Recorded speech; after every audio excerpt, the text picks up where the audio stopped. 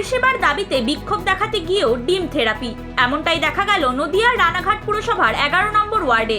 নিকাশি নালার বেহাল দশায় অতিষ্ঠ হয়ে চেয়ারম্যানের বাড়ির সামনে ছোড়া হলো ডিম।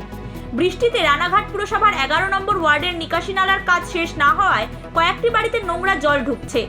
বেশ কিছু এলাকাতেও যাতায়াত বন্ধ হয়ে গিয়েছে। বাসিন্দাদের অভিযোগ, পুরসভায় জানিয়েও ফল মেলেনি। প্রতিবাদে চেয়ারম্যান কোশলদেব বন্দ্যোপাধ্যায়ের বাড়ির সামনে বিক্ষোভ দেখান এলাকার মানুষজন। সে সময় ভিড়ের মধ্যে থেকে ডিম ছোড়া হয় বলে অভিযোগ। চেয়ারম্যান জানান, বিশেষ কোনো রাজনৈতিক দলকে দোষারোপ নয়, রানাঘাটবাসীর উদ্দেশ্যে সমাজ মাধ্যমে বিষয়টি তিনি জানান। চেয়ারম্যানের দাবি, এলাকার মহিলারা না থাকলে তাকে আক্রান্ত হতে হতো। একটা ড্রেন নিয়ে বড় সমস্যা, সেখানে জলটা পাস হচ্ছে না, পাইপ লাইনের মাধ্যমে হয়েছিল সেই কাজটা ভুল কাজ হয়েছিল। কিছু কিছু বাড়ি, কিছু কিছু এলাকা প্লাবিত হয়, তখন ওখানকার মানুষেরা আমার বাড়িতে আসে দল বেঁধে। সেই সময় এই বাড়িতে ছিলাম না, এগুলো নিয়ে আলোচনা চলছে, কি করতে হবে কি করবো না সবই হচ্ছে।